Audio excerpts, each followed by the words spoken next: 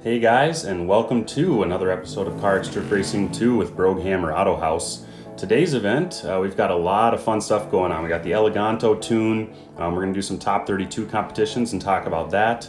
And also some updates to our Discord channel, some free gold you can get in the game right now that is just coming directly from CarX Technologies. And we got some wonderful clips. So we got a good one for you guys today. I can't wait to show you these top 32s and jump right into it. So just real quick guys, before we jump into the nitty gritty of the video here, going through the top 32 competitions and everything, I wanted to give a quick shout out to Oaks. He jumped on, he is the moderator in the Discord channel now. He has helped me a ton. He's just taken the Discord to the next level. So just be sure to check that out if you haven't already. Link is in the description below. Thank you very much, Oaks. I really appreciate it. He's been a long-time subscriber, somebody who submits top 5 drifts on a fairly regular basis and tends to win a lot of top 5 greatest drift videos as well. So thank you very much. Show your love to Oaks for helping put together the Discord and make it a little more functional than it was before. I also wanted to point out that if you haven't seen it already, in the very top here, if you click on the double pages tab next to the settings, this kind of is where the updates and things are, they explain what's going on. It looks like on 10/22, I just found it today, so I wanted to let you guys know, they're celebrating the CarX Technologies birthday. And if you haven't already, when you scroll to the bottom, they're actually giving you 70 free gold. So if you're hunting for gold or trying to get more gold in the competitions and stuff, be sure to run over here and collect that 70. It's a lot of gold, so maybe that can help you get the next upgrade to your Pro Street or Pro Drift 3 that you're looking for on your next car. Without further ado, let's get right to it.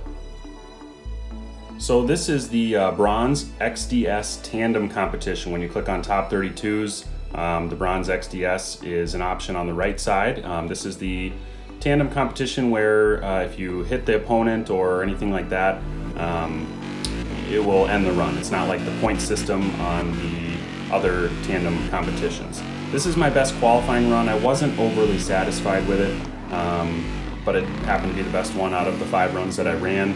So I was able to stick it pretty well to the wall at the final run there. And overall it was a good score, but it did place me in about 14th place in qualifying, which put me up against a Spectre RS who put up a 102.9 run. And his name is Rosie Unicorn. And we're gonna kind of dive into this, and I'll show you a few of these runs that I had in chasing him and the mistakes that I made. And believe it or not, I'll show you later on, he is the one that ended up winning the entire top 32 competition. So I didn't feel as bad for losing to him in the first round. As you can see off the bat, I wasn't sure what line he was going to be running. I didn't have a great, entry onto his door, and then naturally, because of the transition timing, I really fell back, got into the wall a little bit there. So really not a great first chase run. You got to be on the door in this one to get the most points. You got to be really chasing him very closely and trying to basically mimic everything that he's doing. And obviously at the beginning of these, you can see he turns left and gets up along the wall to start. And that kind of threw me for a loop. I haven't really chased too many people that have done that. There I bumped his rear bumper, which affected my acceleration. I was able to dive in on him and get a good transition here. But still, his car was just barely faster than mine in drift around a corner. As you can see, I was on his door here, and then he starts to kind of slowly pull away, and I'm on full throttle, 5th gear, trying to stay as close as possible. So definitely a challenging one. He definitely outdrove me in a couple of different spots in the lead and chase, so he was definitely a good driver. But I kind of wanted to explain kind of what I do and how I situate myself to try to make sure that I win these. Obviously in this run you can see I had a much better entry, much better transition all around. This was for sure my best chase run that I had on him. But yet again in that final zone on full throttle, I just couldn't stick it to his door, and ended up being the major issue that I had in chasing him. So as you can see, by the time the runs were done, he clearly beat me out. 201 was his final score. So I did want to go back and check and see just because how well he chased me, and kind of show you guys that as well. So as you can see, he's very consistent, enters similar angle to me, stays on my door. I think I was a little faster through that section than he might have been. But then since his car was so much faster in this final zone, he was able to just be glued to my door. I mean, I don't know who this guy is, but he is very good.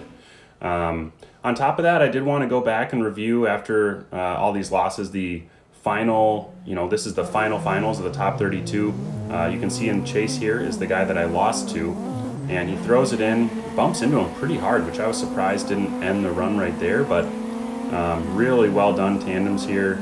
I mean, these two S15s are obviously built very similar with similar tunes, and I mean, this guy is just great in the chase position. So I'm going to show you guys now switching, I wanted to show real quick that hard bump on the entry there that he had. It was like, oof, really aggressive. So we're going to jump over, and now we're going to switch spots for this finals position here and show you what happened to the other guy in chase and why he ended up getting the second place finish overall in the top 32 competition. So as you can see right away off the entry, throws really nice angles, sticks with him, but then here falls back a little more and gets a little too far inside, I think.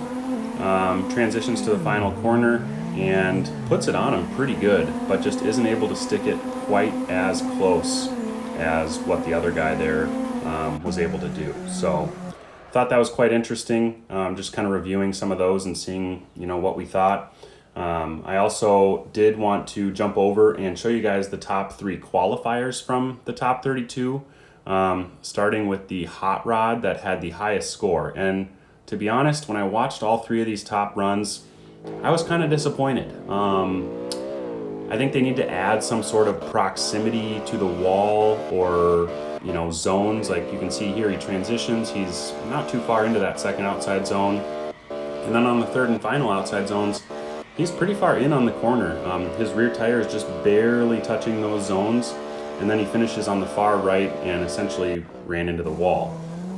Here's the number 2 qualifier. He's in a Bimmy P30. He did a much better run here. Nice snappy initiation, flicks, gets all the way out to that outside zone 2, and then has a really nice flick into outside zone 3 and stays really consistent.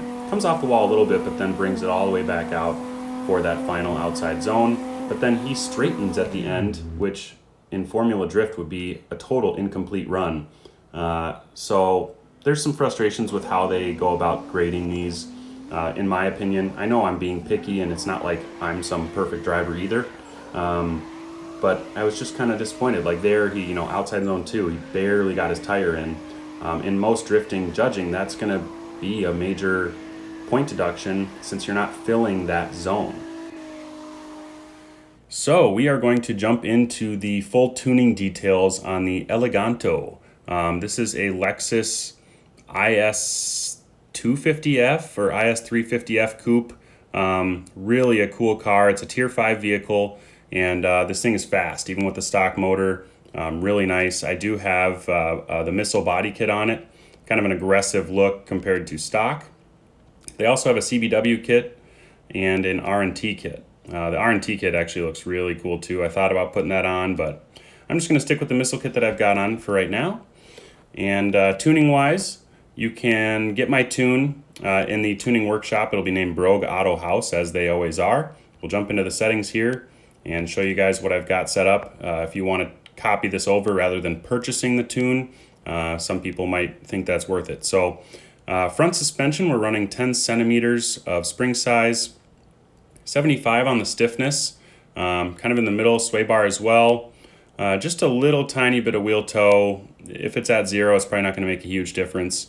-5 camber in the front, 11.5 caster, and 70% Ackerman angle. Those are very important for how the vehicle performs on the track. And I will say that this car in general is definitely better for kind of a faster, wider track than the tight little curvy ones. Like Kami Road, this thing would do fairly well, but definitely better on some of the bigger, more open tracks. As you can see in the rear, -1.2 camber, 0.05 a wheel toe. We got just a slight sway bar in the rear at 29, and then stiffness at 67 and springs at 9.9. In the front, we're running a 20-inch wheel with 285 tires at a 30% profile. And in the rear, we're running 30% profile as well with a 305 on also a 20-inch. Now I do have the engine maxed all the way out. This thing has 942 horsepower and 972 Newton meters of torque. Really nice power delivery in this thing, and it's really consistent. We have the diff set at a 0.62 with a 4.00 overall gear ratio. I tend to aim for that on most of my tunes. It just seems to perform how I want it to. This particular car is a 6-speed, so I've messed with pretty much all the gears at this point. You can see 2.0 on second gear, 175 on third, 135 on fourth, a 118 for fifth gear, and then a 0.98 on sixth gear. And sixth gear is mostly just used for when you're on those big, long tracks that you need that extra gearing for. Otherwise, for the most part, fifth gear is going to be kind of maxing out on most tracks.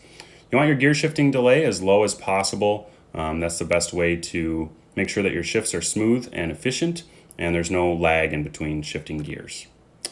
I do have the braking momentum. I don't think I have changed that at all. That should be stock, 5,500, 65% to the front. And then I have the front axis widened out. That was for kind of fitment and overall performance. And the rear could equally be at 0, but it's at 0.2. 1,500 kilograms. This thing's pretty light for what you would think a big Lexus would be. But overall, very great car, and just want to make sure I showed you guys all that. Thanks for watching as always. Don't forget to subscribe to the channel for future content. Leave a comment below if you want to see a tune for a certain car or certain videos in particular. I'm happy to review those and see if it's something that's worth making. So that's going to do it. Put your life in drive. We'll see you next time.